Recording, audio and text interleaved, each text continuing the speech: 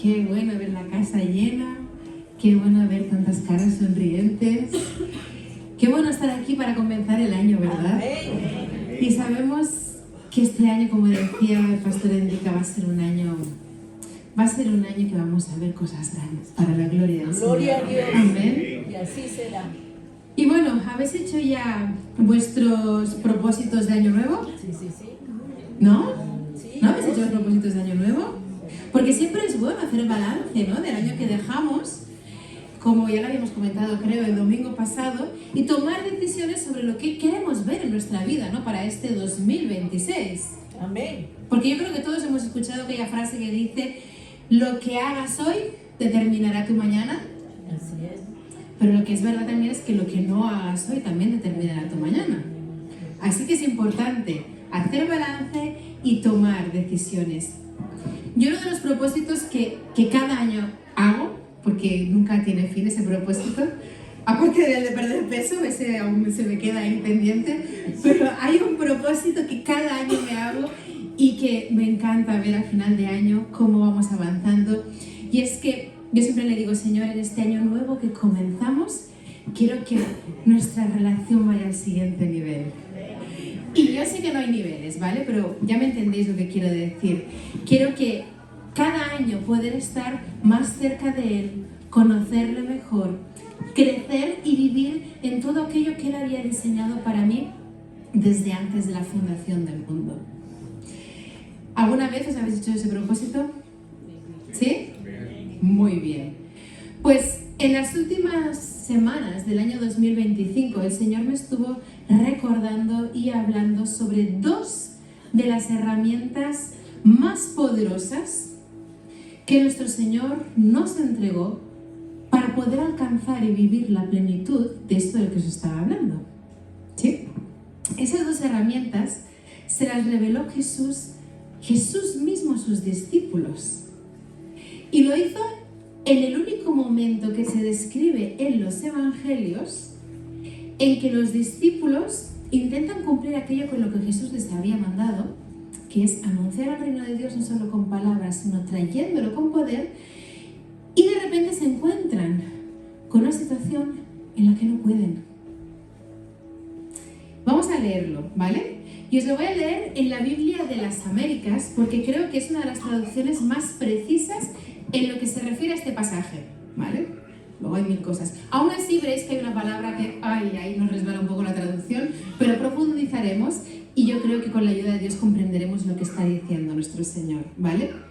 Y os voy a poner un poquito en contexto antes de leer el pasaje, y es que si leemos un poquito antes, Jesús se ha llevado a 3 de sus discípulos, ¿vale?, al monte de la transfiguración. Se ha llevado a Pedro, a Jacobo o Santiago, según la traducción, y a Juan, ¿vale? Están allí, en el monte, y de repente llega un padre con un muchacho epiléptico. Algunas traducciones dicen epiléptico, otras dicen lunático, pero la cuestión es que necesita la ayuda de nuestro Señor. Y no encuentran a Jesús, porque hemos dicho que estaba en el monte, ¿sí? Pero se encuentra con los otros 9 discípulos que se habían quedado por allí, y entonces el padre va a ellos y les pide ayuda a los que se habían quedado, ¿vale? Pues si os preguntáis, ¿será que los discípulos podían hacer algo en esa situación? Si leéis 7 capítulos antes de ese momento, vemos como Jesús ya los había enviado a anunciar el reino de los cielos, sanando enfermos, liberando a los oprimidos por el diablo, limpiando leprosos y hasta resucitando muertos. Es decir, los discípulos no solo habían visto al Maestro haciendo todas esas cosas, sino que ellos mismos ya llevaban un tiempo haciéndolas. Pero de repente se encuentran en esta situación y no pueden. Y este mismo relato se describe en 3 de los evangelios, en 3 de los 4 evangelios que tenemos, ¿vale? Y en el evangelio de Marcos, recordad que Marco era un discípulo de Pedro, entonces el evangelio de Marcos es el relato de la situación según el punto de vista de Pedro, ¿sí? El evangelio de Marcos nos da más detalles de lo que sucedía allí. Y vemos un detalle que remarca Marcos, que dice al principio de todo que al bajar del monte ven la gran multitud y que se encuentran a unos escribas, es decir, a un grupo de los principales maestros, intérpretes y los que escribían la ley, ¿sí? O sea, la copiaban, que estaban discutiendo con los discípulos, ¿sí? O sea, esta era la escena. Los discípulos intentando sanar a un muchacho, no lo consiguen, y los expertos de la ley se ponen a discutir con los discípulos. ¿Qué podrían estar discutiendo? No lo sabemos, probablemente algo relacionado con lo que está pasando allí, ¿sí? No lo especifica, pero se nos dice que estaban discutiendo. Es decir, los discípulos, aunque no entienden por qué no están pudiendo sanar al muchacho, no están de acuerdo con lo que los escribas, los expertos de la ley, están diciendo en relación de lo que está pasando. ¿Me seguís? Y en medio de todo este panorama llega Jesús, ¿vale? Y ahí es cuando empezamos a leer. Mateo 17, empezando por el 14. Dice, cuando llegaron a la multitud, se le acercó un hombre, que arrodillándose delante de él dijo, Señor, ten misericordia de mi hijo, porque es epiléptico y sufre terriblemente. Porque muchas veces cae en el fuego y muchas en el agua. Y lo traje a tus discípulos y ellos no pudieron curarlo. Recordemos algo. Jesús es la teología perfecta. ¿Sí? Es decir, cualquier concepto que tengamos acerca de Dios Padre que no se sostiene, que es inviable que sucediera con la vida de Jesús, es decir, es algo que Él jamás diría, que Él jamás haría, que no lo veríamos respaldado por su vida, no es un concepto correcto acerca de Dios. ¿Sí? Como por ejemplo, lo que está pasando aquí. Pues el Señor mismo había dado instrucciones precisas sobre qué tenían que hacer los discípulos en situaciones como estas, ¿verdad? Pero no están viendo los resultados que Jesús les dijo que verían cuando oraran en su nombre. Entonces, cuando suceden estas cosas, ¿qué hacemos? ¿Sacamos nuestras propias conclusiones basadas en mi experiencia? No. ¿Creemos más lo que no hemos podido hacer que lo que Dios dice? Lo que ¿Creemos en nuevas doctrinas que nos inventamos, que creamos, teologías que hacemos, conceptos acerca de Dios, respaldando lo que hemos experimentado? Como por ejemplo que Dios sana a unos y a otros no los quiere sanar. Que a veces no es voluntad de Dios sanar. Que quizá mandó esa enfermedad porque tenía algo que enseñarle a esa persona. O que no es el tiempo de Dios para sanar. ¿Lo habéis escuchado alguna vez? Sí. Cuando las cosas, cuando oramos, no salen como el Señor nos enseñó que deberían salir. ¿De dónde hemos sacado esas conclusiones? ¿Las hemos sacado de Jesús? No. ¿Las hemos sacado del que es Dios hecho hombre? ¿Del que es la imagen visible del Dios invisible? ¿Del que nos ha dado a conocer al Padre? ¿Las hemos sacado de Él? Para nada. Porque si leéis los 4 evangelios, no leeréis en ninguno de esos 4 evangelios cualquiera de estos argumentos que nosotros usamos muchas veces para explicar por qué no ha sucedido. ¿Sí? Entonces, ¿por qué tenemos la mala costumbre de sacar conclusiones de nuestras propias experiencias, incluso cuando éstas se contradicen con lo que nuestro Señor nos enseña? Preguntas para que reflexionemos. Mirad, cuando algo no tiene el resultado que según Jesús, según nuestro Señor, deberíamos de haber visto, no podemos sacar conclusiones.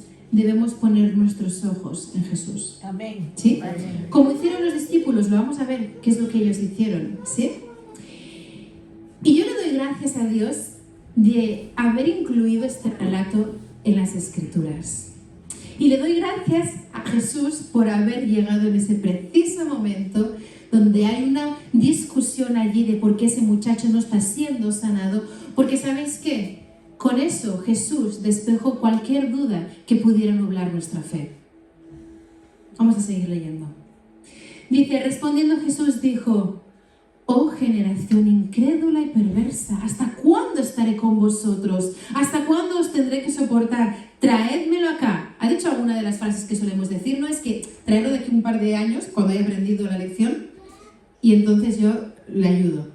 O dijo, no, es que ahora no es el momento, el padre está ocupado en este momento. O dijo, no, es que este no le toca. Otros sí, pero a él no. No dijo nada de eso. Dijo, traédmelo acá. Y Jesús lo reprendió. Y el demonio salió de él. Y el muchacho quedó curado desde aquel momento. ¿Sí? ¿Qué habría pasado si Jesús no hubiera aparecido en ese mismo momento? En ese preciso momento. ¿Qué hubiera pasado? Que el muchacho no habría sido sanado y nosotros nos habríamos quedado con nuestras falsas conclusiones, ¿sí? Con esos razonamientos equivocados y creencias sobre por qué algunos son sanados y otros no. Pero ahora aprendamos también de los discípulos que no sacan conclusiones basadas en su experiencia, sino que en privado van a Jesús, ¿sí? Dice en el versículo 19, entonces los discípulos, llegándose a Jesús en privado, dijeron, ¿por qué nosotros no pudimos expulsarlo? Y él les dijo, por vuestra poca fe. Paréntesis, ¿sí? ¿Ves que hay puntos suspensivos? Ahora continuamos, pero este es el trocito que tenemos que aclarar, ¿sí? ¿Está diciendo por vuestra poca fe? Jesús no está diciendo eso. Recordad que las traducciones hacen lo mejor posible para traducir palabras que son muy amplias y que a veces quieren como ayudarnos a que tengan sentido. Pero esto, en el griego, estas dos palabras que a nosotros se nos han traducido como poca fe, es una sola palabra, ¿sí? Es apistía en el griego. Es decir, no está diciendo que haya poquito de algo, está diciendo que tienen algo. Apistía, ¿sí? Y este algo, esa palabra, es precisamente contraria a la fe, ¿sí? ¿Y sabéis qué significa literalmente? Esto me parece tan impresionante porque si vosotros cogéis la palabra apistía en el Google Translator, no hay que hacer nada más, en el traductor de Google lo pones allí griego, español, ¿sabéis qué os dirá qué significa? Infidelidad. ¡Wow! Infidelidad. Y es que la principal traducción de la palabra apistía es infidelidad. Y hay otra traducción muy común que se usa mucho, de hecho, en la mayoría de Biblias en el inglés usan esta otra palabra, no dicen poca fe, dicen unbelief, que es incredulidad. ¿Sí? Entonces, principal traducción usada en la Biblia es incredulidad, pero la que más se usa en el griego es infidelidad. En definitiva, Jesús les está diciendo que tienen lo contrario a lo que es fe, tienen lo contrario a lo que es tener la certeza y la convicción de lo que Él mismo les enseñó sobre cómo debería de haber ido esa situación, aunque sus ojos naturales no pudieran verlo. ¿Sí? Y, como os decía, la otra traducción de esta palabra, la causante de por qué no pudieron ayudar al muchacho de esta apistía, aparte de ser incredulidad, es infidelidad. Es decir, no se mantuvieron firmes a lo que el Señor les había mostrado y enseñado. Y a consecuencia de esa ausencia de la convicción y de la certeza de lo que debían de esperar, aunque los ojos naturales no pudieran verlo aún, no lo estuvieran viendo, es lo que hizo que su oración no tuviera el resultado esperado. ¿Me seguís? Amén. Y por eso algunos estudiosos dicen que una traducción posible a lo que está diciendo Jesús, a esta pregunta de por qué no pudimos sanarlo, sería por lo que no fuisteis capaces de ver. Interesante, ¿verdad? Es decir, se pusieron a orar por el muchacho y en lugar de verlo sano, este comienza a convulsionar. Sí, en los otros evangelios te da esos detalles. Y permitieron que lo que estaban viendo en lo natural pudiera más que lo que Jesús les había mostrado y enseñado. ¿Me seguís?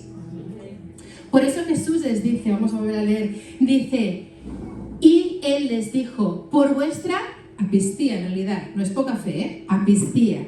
Porque en verdad os digo que si tenéis fe como un grano de mostaza, ¿os dais cuenta que no tiene sentido si decimos por vuestra poca fe, si tienes fe como un grano de mostaza? Porque está diciendo que aunque tengas un poquito de fe, iba a funcionar. No, lo que tienen es apistía, incredulidad, infidelidad, lo que no fueron capaces de ver, ¿sí?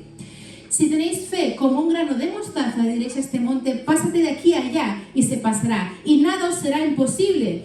Pero esta clase no sale sino con oración y ayuno. Y atentos a esta última frase, por eso he elegido esta traducción. Esta clase no sale sino con oración y ayuno. ¿Cuál había dicho Jesús que era el problema? Apestía, incredulidad, infidelidad, lo que no fueron capaces de ver. Y es de eso que Jesús está hablando, sigue hablando. Es un punto y seguido, está en el mismo párrafo, ¿sí? Hay algunas traducciones que dicen, añadiendo palabras, ¿sí? Esta clase de demonios no salen. Pero si tú miras el griego en uno de esos diccionarios que te traducen palabra por palabra, verás que no hay ni una sola palabra que se refiere al demonio. Todo el rato está hablando de lo mismo, de la apestía. Y dice, esta clase no sale si no es con oración y ayuno. ¿Sí? ¿A qué clase se está refiriendo? ¿A qué se está refiriendo? A esa incredulidad que entra por los ojos. La más difícil de todas. Aquella que cuando oramos, no solo es que veamos que la situación se queda igual, que no mejora, sino que empeora. ¿Os ha pasado alguna vez? Porque ellos de repente empiezan a orar por el muchacho y no solo es que se quede igual, es que empieza a convulsionar y se cae al suelo. ¿Sí? ¿Os ha pasado alguna vez que oramos por algo y en lugar de mejorar, la cosa se pone mucho peor? Esto es lo que sucedió en aquella situación. El demonio que le provocaba aquella enfermedad dijo, voy a probar esta técnica, voy a tirar esta carta. Hizo convulsionar al muchacho delante de los discípulos. Y los discípulos permitieron que lo que estaban viendo con sus propios ojos pudiera más que lo que el Señor les había enseñado. Y de hecho, cuando vuelven a llevar al muchacho a Jesús, vuelve a intentar lo mismo, pero con Jesús no funcionó. ¿Sí? ¿Y cuáles son esas armas poderosas para deshacernos de esa incredulidad y ser capaces de ver como Dios ve? Porque esa es la clave. De manera que si vemos de esa manera, nuestra convicción y nuestra certeza será la que debe de ser, aunque nuestros ojos naturales no lo estén viendo aún. Entonces, ¿qué dice? ¿Que nada será imposible? Para el que cree. ¿Para quién? Para el que cree. Para nosotros. ¿Sí? No está diciendo para Dios, dice que para nosotros. ¿Cuándo? Cuando somos capaces de ver las cosas de la perspectiva de Cristo. Amén. ¿Sí? ¿Cómo podemos vivir desde esa perspectiva? En esa posición, mediante la oración y el ayuno. Amén. Gloria a Dios, ¿sí? Por eso el Señor puso en mi corazón recordaros estas dos potentes armas que Dios nos ha entregado para que en este nuevo año las usemos correctamente. ¿Sí? Vamos a ver cómo se usan correctamente, porque muchas veces no las usamos bien. Y entonces podamos alcanzar en el Señor todo aquello que hemos mencionado en un principio. ¿Amén? Y tranquilos, que sé que llevamos un ratito ya, que estoy solo con la introducción. Algunos están sudando ya. No vamos a hacerlo todo en un día, ¿vale? No lo vamos a ver todo en un día. Pero era importante que viéramos esto para comprender la importancia de lo que estaba diciendo aquí nuestro Señor Jesús, ¿vale? ¿Por qué es tan importante la correcta oración y el ayuno? Pero hoy nos vamos a basar en los fundamentos para que nuestra oración sea una oración de poder y eficaz, ¿vale? Y el domingo que viene vamos a entrar en el ayuno, ¿os parece bien? Amén. Amén. Entonces,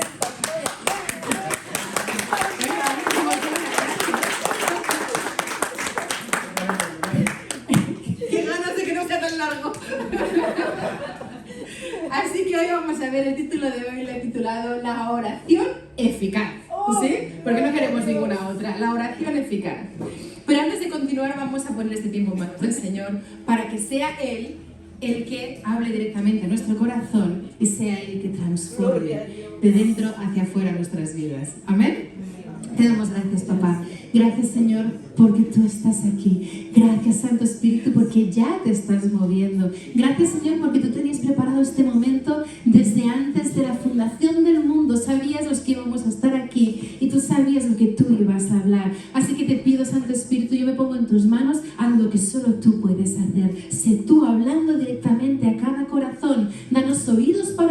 y danos un corazón dispuesto para recibir y vivir aquello que nos quieres enseñar. Gracias por todo, en el nombre de Jesús.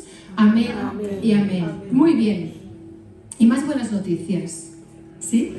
Porque este tema de la oración es largo y lo vamos a dividir en dos partes también.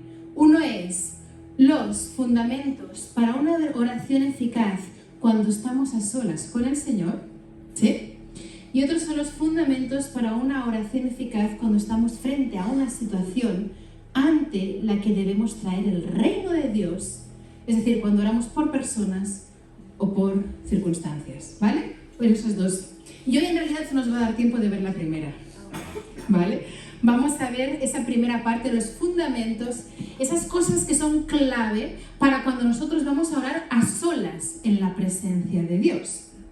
Porque nuestra oración hacia afuera, la que después, para usar palabras bíblicas como usó el Señor Jesús, la que después se hace en lo público, ¿sí?, vendrá determinada por nuestro tiempo en privado con el Señor.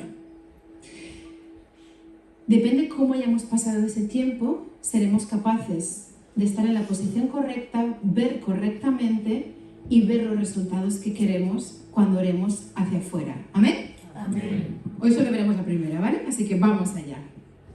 Bueno, es verdad que sé que me enrollo mucho. Cuando predico, ahora vamos a empezar el mensaje. Es curioso, algo que a mí, o sea, cada vez que a mí me ha pasado y cada vez que el Señor me tira de las orejas y me hace ver cosas así, digo, ¡oh, qué tozudos que somos! Pero es curioso como muchas veces amoldamos las Escrituras para que encajen con nuestra vida, en lugar de dejar que el Señor moldee nuestra vida en concordancia a su palabra. ¿Sabéis a qué me refiero, verdad? Un caso que hace tiempo el Señor me mostró son las cosas que Dios dice en su palabra que deben ser un hábito para nosotros, ¿sí? No son una opción, son algo que debe ser un habitual. Y nosotros nos las tomamos como, si me apetece, como una opción, si tengo ganas de ello, entonces lo hago, ¿vale? Y las cosas que Dios dice en su palabra que no deben estar en nuestra vida, esas, pero si suceden, que sepamos tal cosa, ¿vale? Pero que no deben pasar, eso lo tomamos como un hábito. No sé si sabéis por dónde voy, pero un claro ejemplo de estas dos cosas es el tema de la oración y el pecado. ¿Sí? ¿Qué dice el Señor acerca de estas dos cosas? Por ejemplo, en Mateo 6:5 dice, y cuando oréis, no seáis como los hipócritas, porque a ellos les gusta ponerse en pie y orar en las sinagogas y en las esquinas de las calles, para ser vistos por los hombres. En verdad os digo que ya han recibido su recompensa. Ha dicho Jesús, si oras, el día que te apetezca orar, ¿no? Vamos a ver si el siguiente versículo nos da ese permiso. Dice, pero tú cuando ores, entra en tu aposento y cuando hayas cerrado la puerta, ora a tu Padre que está en secreto, y tu Padre que ve lo secreto te recompensará. Amén. Amén. Cuando ores o si te pones a orar. Cuando ores. Cuando ores. ¿Es una opción que nos da o da por sentado que va a ser algo habitual que vamos a hacer? Habitual. Entonces, ¿por qué lo tomamos como algo opcional si me apetece, si tengo tiempo? No. ¿Sí? Y es curioso que con el pecado nos pasa lo contrario. ¿Qué dice el Señor en su palabra acerca del pecado? En 1 Juan 2:1 dice, hijitos míos, os escribo estas cosas para que no pequéis. ¿Para qué ha dicho que lo hace? Para que no pequemos. Pero nosotros nos seguimos aferrando a que es imposible vivir de esa manera. Y sigue diciendo, y si alguno peca, abogado tenemos para con el Padre, a Jesucristo el justo. Ha dicho si alguno peca o cuando alguno peque. Si alguno peca. ¿Os dais cuenta de cómo amoldamos la Escritura a nuestra vida? Lo que debe ser obvio, como la oración, la tomamos como algo opcional. Y lo que no debe estar en nuestra vida, pero que dice, mira, si sucede, te está diciendo el Señor, no te desmorones, no tires la toalla, levanta tus ojos y date cuenta de que tenemos un abogado. Puedes seguir adelante, ¿sí? Pero esto no debe de estar en tu vida, no debe de suceder. Pero si pasa, eso lo tomamos como un hábito, eso va a pasar seguro. Y doy una risa porque sabéis que es verdad, lo hacemos así. Y de hecho el Señor sabe muy bien nuestra forma de razonar. Y cuando Pablo explica que ya no estamos bajo la ley, sino bajo la gracia, dice en Romanos 6, 1 al 2, ¿qué concluiremos? ¿Vamos a persistir en el pecado para que la gracia abunde? De ninguna manera. Nosotros que hemos muerto al pecado, ¿cómo podemos seguir viviendo en él? ¿Qué está diciendo Pablo con eso de que hemos muerto al pecado? Que hemos muerto a la identidad que el pecado nos había dado, a su aguijón, a su dominio, a esa conciencia que está todo el tiempo pensando en ello, a su recuerdo, a los impulsos que provocaban en nosotros esa tentación de pecar. Hemos muerto al pecado y todo lo que ese paquete conlleva, ¿sí? Contiene. Y como aquí hay muchísimos otros sitios en las Escrituras en el que se nos habla de esta manera, pero nosotros seguimos con lo de que la oración es opcional y el pecado es un hábito, es inevitable. ¿Por qué he puesto estos dos ejemplos si vamos a hablar de la oración? Porque la correcta oración en lo privado es clave para vivir de manera que Dios se agrade de nosotros, de la manera que Dios espera ahora que somos sus hijos y sus hijas. Porque no es por obras que lo vamos a conseguir. Y lo vamos a ver, ¿sí? Pero si os fijáis, esto de estar muertos al pecado debería ser un hecho en nuestra vida. Y por eso Juan dice, si pecáis, no cuando pequéis, si es que pasa, ¿vale? Pero recuerda, no fuiste creado para el pecado, no es quién eres, no es lo que Dios había preparado para ti. Este vino a través de Adán, ¿sí? Pero Jesús nos ha liberado del poder del pecado y ha restaurado nuestra identidad. ¿Amén? Amén. Por lo que es vivo, muerto al pecado, pero vivo para Él. ¿Amén? Amén. Romanos 6.1 dice, de la misma manera, también vosotros consideraos muertos al pecado, pero vivos para Dios en Cristo Jesús. ¿Sí? Y para ello, como os decíamos, la oración es clave. Por eso dice, en Cristo Jesús. No puedes hacerlo de otra manera. Lo hemos visto al principio. ¿Os acordáis que Jesús decía que para ver las cosas como Él las ve, parafraseando, ¿sí? La oración y el ayuno son clave. Por eso Jesús daba por hecho cuando ores. ¿Sí? Y yo sé que algunos están desesperando porque lo que quería era... A ver, voy a tomar nota porque quiero saber cómo mi oración puede ser eficaz, ¿verdad? Y es que lo estamos viendo porque si no usamos nuestros momentos de oración para el motivo principal por el cual fueron creados, el resto de oraciones que hagamos no van a ser eficaces, no va a tener el resultado que deberían tener, porque todo fluye de ahí, de esa base, de ese fundamento. Y veremos más bien el próximo día, pero hoy también veremos, podemos ir atando cabos, que muchas cosas a las que nosotros llamamos oración no son oración. ¿Sí? Así que no desconectemos. Entonces, la oración de forma correcta es clave, porque el motivo principal de la oración no es lo que podemos obtener de Dios, sino el conocerle. El conocerle, ¿sí? Conocerle cada vez más profundamente, más íntimamente, y eso es lo único que transformará tu vida y dará poder a tu oración. ¿Sí? Juan también decía en su primera carta 4.8, primera de Juan 4.8 dice, el que no ama no conoce a Dios, porque Dios es amor. No está diciendo que si no amas es porque no vas a la iglesia, o porque no lees la Biblia, o porque no vas a ningún grupo de vida, o a las reuniones de oración, o porque no sirves en ningún ministerio. Si no ama a alguien, es por una única razón: no le conoce como podría conocerle. ¿Sí? Y no debemos ver esto como una reprimenda o como una acusación, sino como una invitación a conocerle como nunca antes le hemos conocido. ¿Amén? Amén. Juan también decía en esta misma carta, capítulo 2, versículos 3 y 4, dice, ¿cómo sabemos si hemos llegado a conocer a Dios? si obedecemos sus mandamientos. El que afirma lo conozco, pero no obedece sus mandamientos es un mentiroso y no tiene la verdad. ¿Sí? Dejemos este versículo aquí puesto. Vamos a analizarlo. Es decir, cuanto más le conozco, más crezco en esa común unión con Él y mi corazón comienza a alinearse con el suyo. Mi mente va siendo renovada y empezamos a obtener, como decía Pablo, esa mente de Cristo. Empezamos a ver las cosas como Él las ve. Y por eso sus mandamientos no son una carga, no son gravosos, simplemente salen de nosotros, ¿sí? Por eso dice que, ¿cómo sabemos si estamos en Él? Pues realmente si obedecemos y vivimos como Él vivía, ¿no?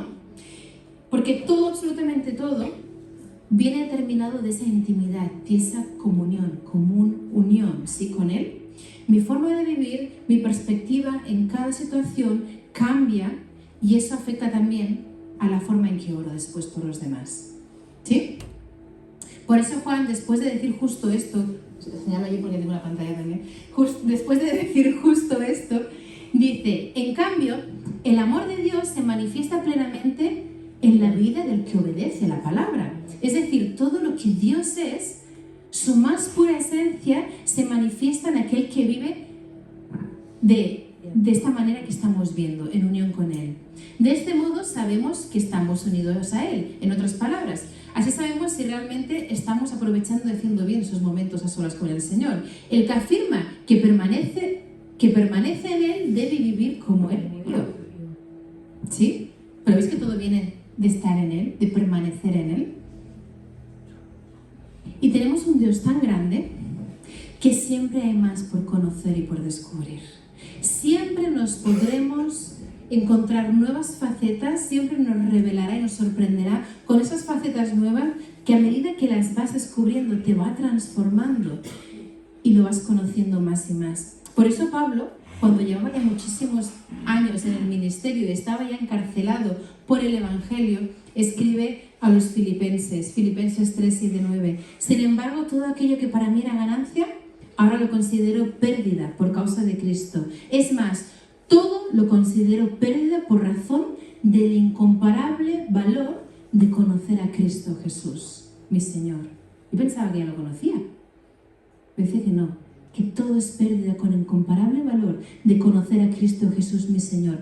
Por Él lo he perdido todo y lo tengo todo como estiércol, a fin de ganar a Cristo y encontrarme unido a Él. Amén. Y es que de eso se trata. Se trata de eso. Cuanto más tiempo pasamos en su presencia, más le conocemos, más en comunión estamos con Él y más somos alineados, su corazón, nuestro corazón con su corazón, nuestra mente con su mente. Y ese es el fundamento principal para que cualquier oración que hagamos tenga la perspectiva correcta. Amén. Amén. Jesús mismo decía que esa es la verdadera vida eterna. ¿Lo sabíais? En Juan 17:3 dice, y esta es la vida eterna, que te conozcan a ti, el único Dios verdadero, y a Jesucristo, a quien tú has enviado. Pero nosotros seguimos pensando que la vida eterna la comenzaremos a vivir un día allí, cuando pasemos al otro lado de la eternidad, y entonces ya podremos disfrutar de esa vida eterna. Y Jesús está diciendo, no, ¿para qué esperar? La podemos comenzar a vivir aquí y ahora. Puedes vivirla desde ya. Y es cuando le comienzas a conocer de verdad que tu vida es transformada y ya no va a ser dirigida por o condicionada por las circunstancias, por los acontecimientos o por las personas que te rodean. Todo va a fluir de esa intimidad con Él. Amén. Por lo tanto, el primer fundamento, todo lo que he dicho hasta ahora, básico para una oración eficaz hacia los demás, ¿sí? Primero es que el motivo principal de la oración a solas con el Señor, de mi tiempo a solas con el Señor, debe ser conocerle. Ese debe ser el motivo principal por el que voy a su presencia a solas.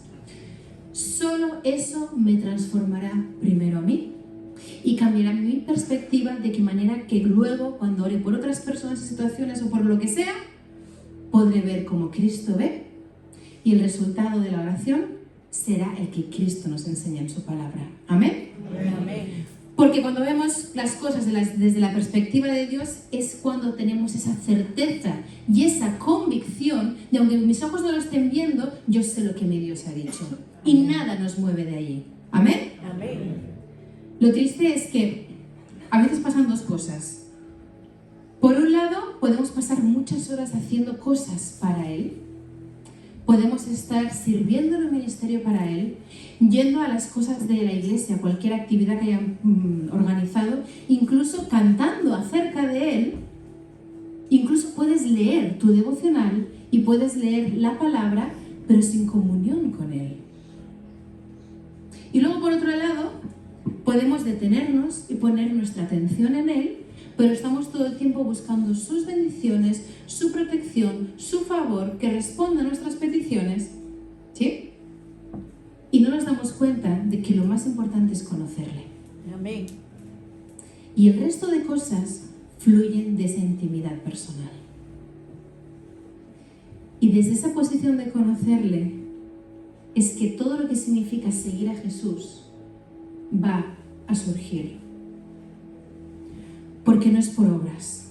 No es por obras. Es tan fácil como esto. Os he pedido un ejemplo, porque a veces un ejemplo gráfico vale más que 1000 palabras. Estoy fuerte, ¿verdad? No podría. Con la izquierda, ¿eh?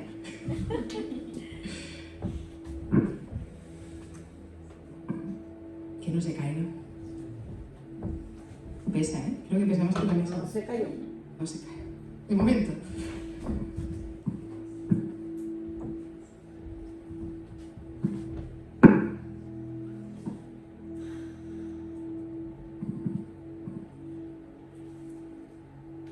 No voy a operar a nadie.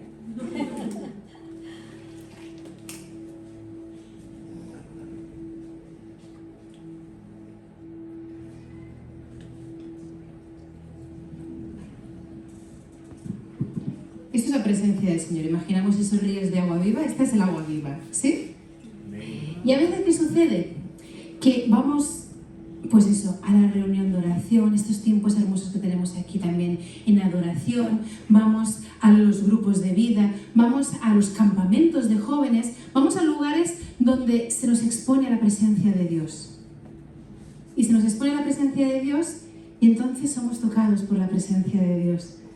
Y ya un poquito de cambio empieza, ya no somos los mismos, ya empezamos a cambiar de color, ¿sí?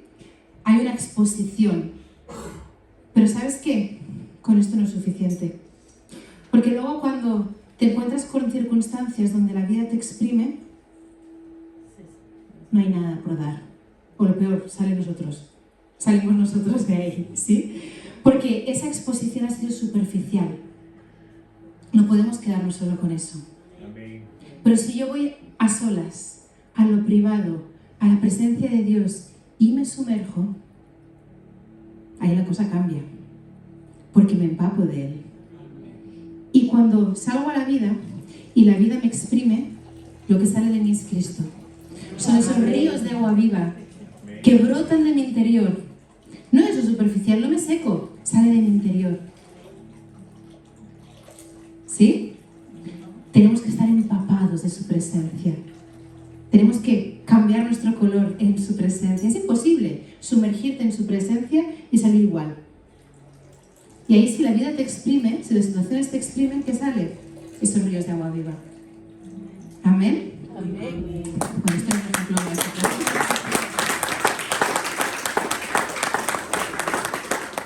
Lo dejo ahí para no tirarlo, ¿vale? Así que algo bueno sería analizar nuestro día a día, ¿sí? Y hacer una autoevaluación, una reflexión y preguntarnos ¿cuánto tiempo paso al día buscando conocerle?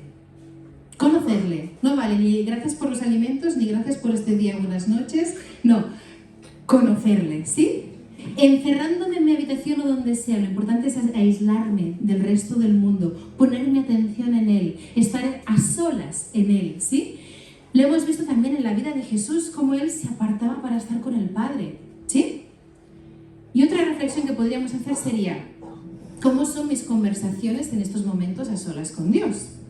¿Giran todo el rato alrededor de mí? de mis peticiones, de lo que yo necesito que Él haga, o lo que otras personas me han hecho, me han dicho, no me han hecho, no me han dicho, ¿sí? Estamos en un buen momento en el año para hacer un reset y para recalcular rutas, ¿sí? Para que este nuevo año que comenzamos podamos darle a la oración la función principal que tiene. Y ya veréis cómo todo sale de ahí, de conocerle, ¿vale? Y entonces, una vez hemos reenfocado este objetivo principal de la oración, que es conocerle, el crecer en la revelación de quién es Él y en unión con Él, es clave que lo combinemos con la fe. Pero la fe puesta en lo correcto, ¿sí? Porque cada uno decide dónde pone su fe. Y Dios puede mostrarte 1001 veces que algo es de una manera, ¿sí? Pero si tú escoges y sigues creyendo por encima de lo que Dios ha dicho, tus propios razonamientos, eso no te va a servir de nada. En Proverbios 3, 5, 8 dice: confía en el Señor de todo corazón y no en tu propia inteligencia. Reconócelo en todos tus caminos y Él allanará tus sendas. No seas sabio en tu propia opinión, más bien teme al Señor y huye del mal. Esto infundirá salud a tu cuerpo y fortaleza tu ser. Y el no confiar únicamente en nuestra propia inteligencia y razonamientos se aplica en todo, incluso en la forma en que nos acercamos a Dios en esos momentos de oración. Muchas veces estamos tan centrados en nosotros mismos, en lo que hemos hecho o lo que deberíamos haber hecho y no hemos hecho, en que si Dios me ama, entonces ¿por qué pasó tal cosa? En que es que no me siento digno, es que no me siento amado. Yo creo que el Señor está decepcionado conmigo. ¿Por qué no puedo escuchar su voz? Y como estos hay miles de razonamientos, ¿no? O sea, 1000 cosas, pensamientos y escenarios que hacen que tardemos 1000 años en sacar nuestros ojos de nosotros mismos cuando estamos orando y nos impiden centrarnos en Él. Y es triste que muchos hijos e hijas de Dios terminan esos tiempos de estar a solas con Dios, con el Señor, antes de conseguir sacar los ojos de ellos mismos. Aún no han puesto los ojos en el Señor y ya han acabado. Y debemos acercarnos a Él en fe. Es la única manera de poner nuestra atención en Él. Necesitamos comenzar donde Él terminó, en todo lo que Él ha conseguido y ha hecho por nosotros. ¿Me seguís? Dice en Efesios 2, empezando por el 11: por lo tanto, recordad, gentiles de nacimiento, somos nosotros, ¿sí? Los que sois llamados incircuncisos por aquellos que se llaman de la circuncisión, la cual se hace en el cuerpo por mano humana. Recordad que en ese entonces estabais separados de Cristo, excluidos de la ciudadanía de Israel y ajenos de los pactos de la promesa, sin esperanza y sin Dios en el mundo. Pero ahora, en Cristo Jesús, a vosotros que antes estabais lejos, Dios os ha acercado mediante la sangre de Cristo, porque Cristo es nuestra paz. Estamos en paz con Dios, ¿sí? De los dos pueblos ha hecho uno solo, derribando mediante su sacrificio el muro de enemistad que nos separaba, pues anuló la ley con sus mandamientos y requisitos. Esto lo hizo para crear en sí mismo de los dos pueblos una sola humanidad al hacer la paz, para reconciliar con Dios a ambos en un solo cuerpo mediante la cruz, por la que dio muerte a la enemistad. Él vino y proclamó paz a nosotros que estábamos lejos y paz a los que estaban cerca. Pues por medio de Él tenemos acceso al Padre, por un mismo Espíritu. Por lo tanto, ya no sois extraños ni extranjeros, sino conciudadanos de los santos y miembros de la familia de Dios. Amén. ¿Por qué nos cuesta tanto creerlo? ¿Por qué nos cuesta tanto? Necesitamos acercarnos al Señor con la convicción de lo que Él ha hecho por nosotros y de lo que dice su palabra. Es así y punto. Eres amado, ¿sí? Eres puro ante sus ojos, eres sin mancha, has sido reconciliado, eres su hijo, eres su hija. Así es como Él te ve, ¿sí? No se trata de sentimientos. Vivimos demasiado por sentimientos. No, es que hasta que yo no sienta esto no lo puedo creer. La fe debe estar puesta en la palabra, no en nuestros sentimientos, ¿sí? Necesitamos vernos como Él nos ve. Y eso comienza por la fe. Por eso que dice Dios en su palabra. Porque sin fe es imposible agradar a Dios. En Romanos 5:8 dice: pero Dios demuestra su amor por vosotros. ¿Te das cuenta? Te ama, Dios te ama. Dios demuestra su amor por nosotros en que cuando todavía éramos pecadores, está hablando en pasado, Cristo murió por nosotros. Está hablando en pasado porque Él ha cambiado nuestra identidad, no es quienes somos. Dice, pero si cuando aún éramos pecadores, cuando renegábamos de Él, ¿quién no ha renegado de Él cuando no le conocía? Y a veces hasta conociéndole, ¿sí? Cuando no queríamos saber nada de Él, de sus caminos, cuando nos burlábamos de aquellos que seguían a Jesús, ¿sí? Aún entonces Él murió por nosotros. Vino a buscarnos y lo entregó todo por ti. ¿Cuánto más ahora que ya te ha lavado, que ya ha restaurado tu identidad, que eres hija, eres hijo de Dios? ¿Cuánto más ahora Él está dispuesto, está feliz, está expectante y te está esperando para tener esa relación personal y íntima, única contigo? ¿Cuánto más? Así que resumiendo todo esto, el segundo punto fundamental de la oración eficaz es acércate con la fe establecida en lo que Él ha dicho y ha hecho. ¿Sí? Créelo, punto. Él no te está esperando enfadado. No tienes que estar 3 años dándoles perdón por las mismas cosas. Él te ve puro, sin mancha, sin reproche, gracias a Cristo, y eres su hijo o su hija. Te espera con los brazos abiertos. ¿Amén? Amén. Y el siguiente fundamento y el último ya que vamos a ver por hoy, ¿sí? Para que nuestra oración en privado haga que luego nuestra oración hacia afuera, en público, sea eficaz como debe ser, es que cuando vayas a su presencia, escucha más que hables. Escucha más que habla. Una pregunta que yo creo que todos sabemos. Si alguien se apunta a un curso, a una clase, porque quiere aprender alguna cosa, ¿quién habla más? ¿El alumno o el maestro? El maestro. Entonces, ¿por qué cuando vamos al maestro con mayúsculas, la mayor parte del tiempo estamos hablando nosotros? Decimos que Él es nuestro Señor, Él es nuestro Maestro, pero somos nosotros los que estamos todo el tiempo sin parar de hablar diciéndole lo que tiene que hacer. Y cuando oramos y cuando leemos la palabra también, esos tiempos de estar a solas con Él, nuestra posición debería ser: Señor, ¿qué me quieres enseñar hoy? Revélate a mí. ¿Qué quieres trabajar en mi vida, en mí? ¿Qué quieres que yo haga? Esa es la posición que debería de ser, ¿sí? Jesús mismo dijo que el Espíritu Santo nos mostraría toda la verdad, que nos mostraría todas las cosas, que Él es nuestro Maestro.